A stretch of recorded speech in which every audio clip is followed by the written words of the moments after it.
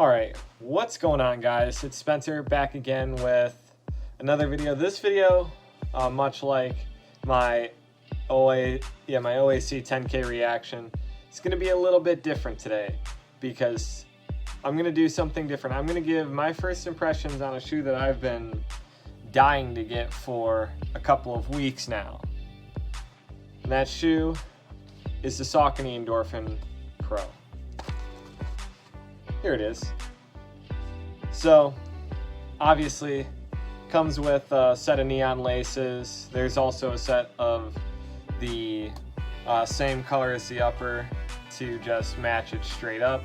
I decided to go with the neon laces because I like the look of the heel collar, and that's going to be the first thing I touch on. We're going to go top to bottom, and I mean literally top to bottom, and then we're going to go across. So lacing is pretty standard. You got a gusseted tongue, which I'll actually show B-roll of because I got some B-roll earlier today showing the gusseted tongue, and you know, didn't have any trouble with the gusseted tongue. I didn't have any trouble with the heel collar either. And the good thing that I like, the small attention to detail that I really liked here, with even though it's a malleable heel collar, the top, you can see almost kind of flares away from the Achilles tendon, which is actually phenomenal. Because in the past couple of weeks, I've had some problems with blistering and cutting of the back of my heel in my Nike Next Percents, which I've pretty much run to the end of their life cycle.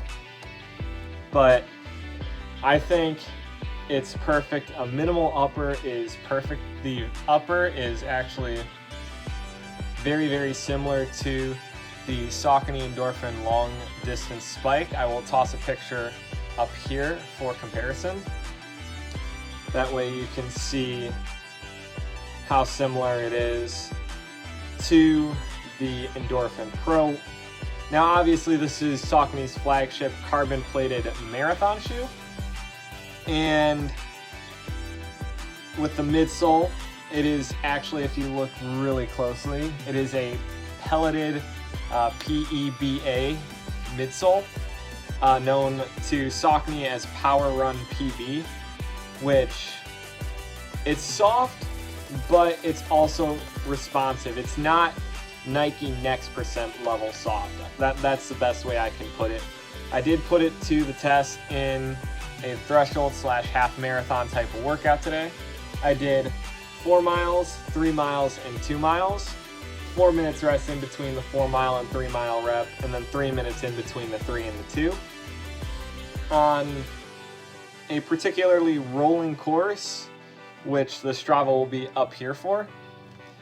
And I thought once I actually dialed in how I need to strike in this shoe, I got a lot out of this shoe. I got, I think, just as much, if not a little bit more, than the Nike Next Percent. But yeah, upper's perfect. It's pretty much a spike-like upper. I didn't have any hot spots or any blistering, any cutting of anything in the heel, which you can see there's just enough padding to where it can sit inside that pocket, that heel pocket, which is perfect. Looking, as I mentioned, through the midsole, it is a pelleted PEBA called PWRRUN PB. This is Saucony's, again, most responsive foam, and it is perfect. Now, obviously I said this is a carbon plated racing shoe, but that's not the only thing that this shoe has. So there is the carbon plate in the shoe, which is illustrated right here by the black paint. It is more of an S shape, which that's Saucony's little take on what the Nike Next Percent and what the Nike 4% are doing. But there is also a little bit of a bonus. Those of you who have worn Hoka's and are fans of Hoka shoes know that they have a rocker that sits right about here, and you can notice it in this shoe straight away.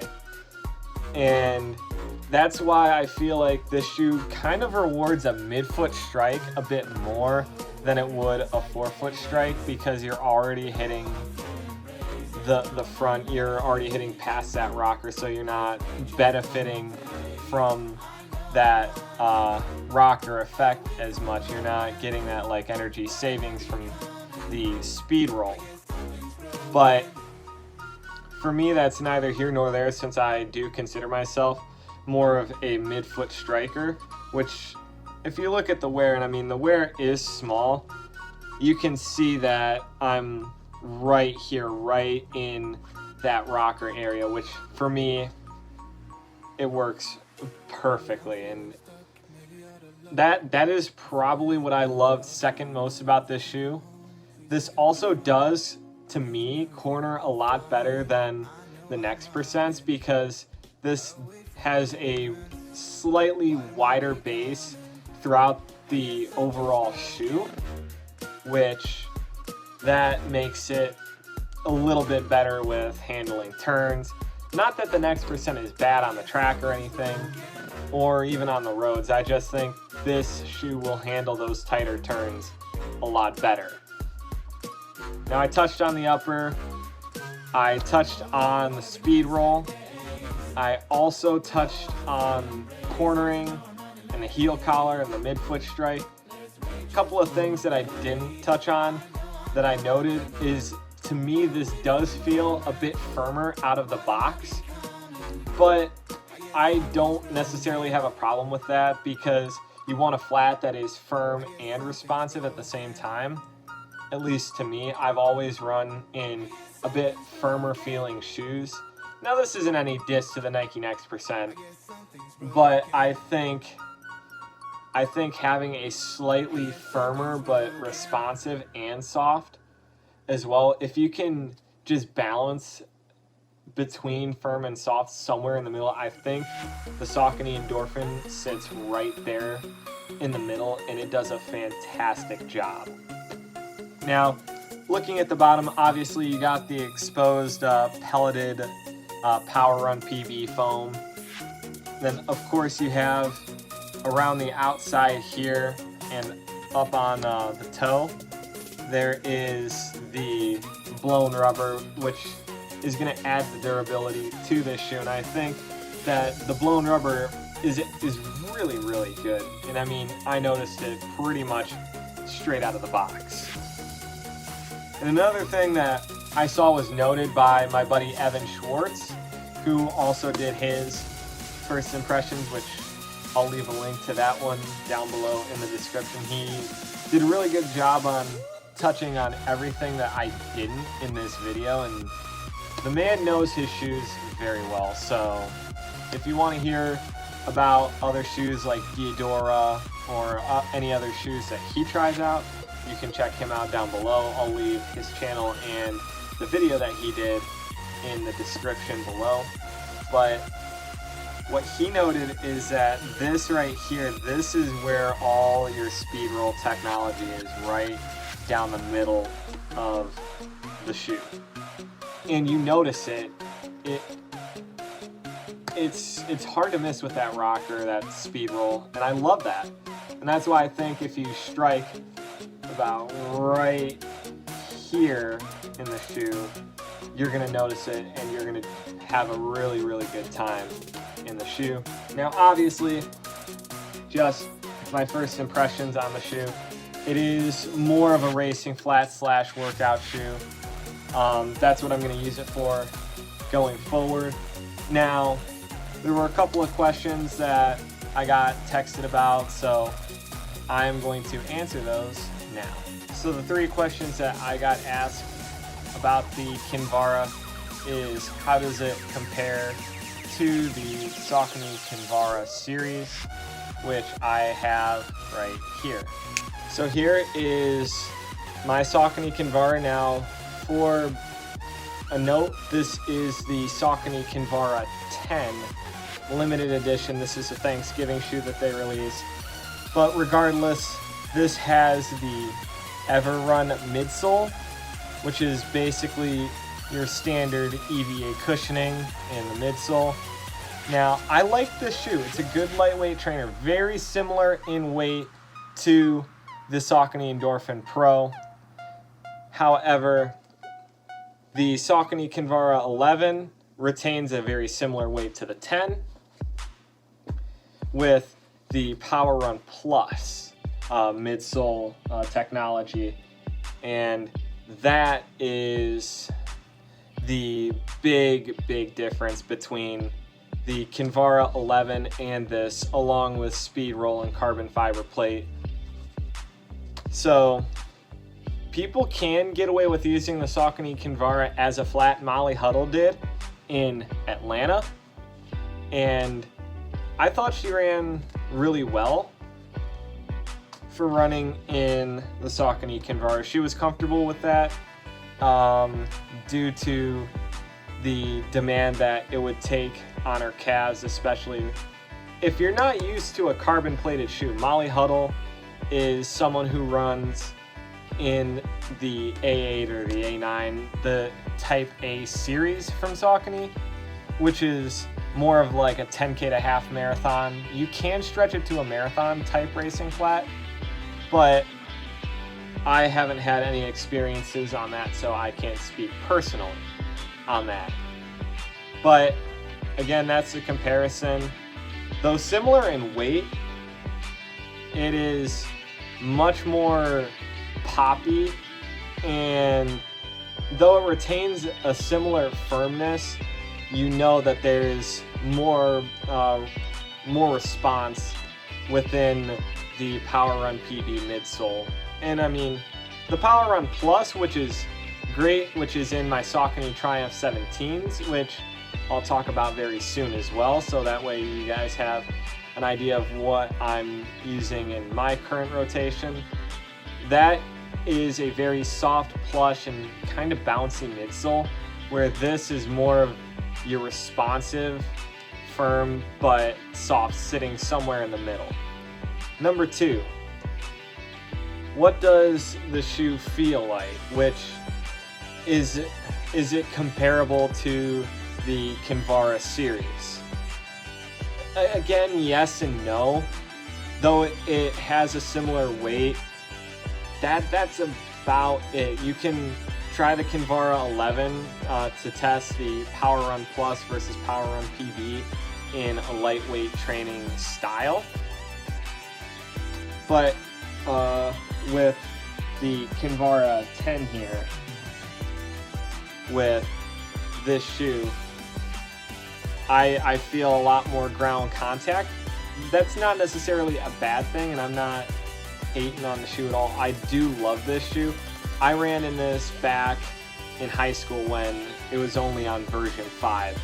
And version 5 was probably hands down one of my favorite lightweight trainers ever. So that's not to say anything bad towards the Kinvara series, considering now it's on version 11 and it's become one of their flagship lightweight trainers slash racing shoes. Very similar to what Adidas is doing with the SL20. If you look past everything here, I would say only the midsole is where the Kinvara 11, even the Kinvara 10, and the Endorphin Pro's comparisons just end. Because this shoe is different. Because you have the speed roll, you got the carbon plate as well, and then you got the spike-like upper, and this shoe's built to go fast. So, that being said, replace or supplement, which in all of my shoe reviews, especially for lightweight trainers slash racing shoes, basically lightweight trainers slash racing shoes is a category where it's made for daily training, but you can get away with doing tempo runs and longer form races, aka a half or a full marathon, which we've seen people get away with racing a full marathon in Kinvaras and, you know, do fairly well. So replace or supplement, I would say this is a supplement to the Saucony Kinvara. And Nick, thank you so much for asking those 3 questions. Nick, good buddy of mine, honestly his favorite trainer is the Saucony Kinvara because it feels like a flat, but it's a daily trainer. And I think for someone who likes a lightweight shoe that is looking for a low drop, almost racing flat spike type of feel in a daily trainer, the Kinvara is something that you can definitely look at. The Brooks Launch is something you can look at as well. The Adidas SL20, which I personally have, and that's probably one of my favorite lightweight training / racing shoes. I was able to use it for a marathon workout, and I've used it for some super fast long runs in the past. I think the Kinvara matches up really well with those shoes, and that would be more your daily trainer, where this would be your tempo day, your threshold day, your CV, half marathon pace type of stuff. But I'm gonna run more in this shoe. I have a half marathon time trial coming up next week, Tuesday, and I have another workout coming up this Friday. So after next Tuesday, I think I'm gonna have this shoe pretty pegged in as to what I like about this shoe, what this shoe is gonna be best for, how is the tread holding up, and even with the exposed midsole, how's the exposed midsole holding up, stuff like that. And I'll have more of a detailed review, and I'll do other tests as well, like the twist test, which if you guys haven't seen the twist test, it's something like this, which you can see there. You can twist it, but can't really bend it because of that speed roll with the carbon plate.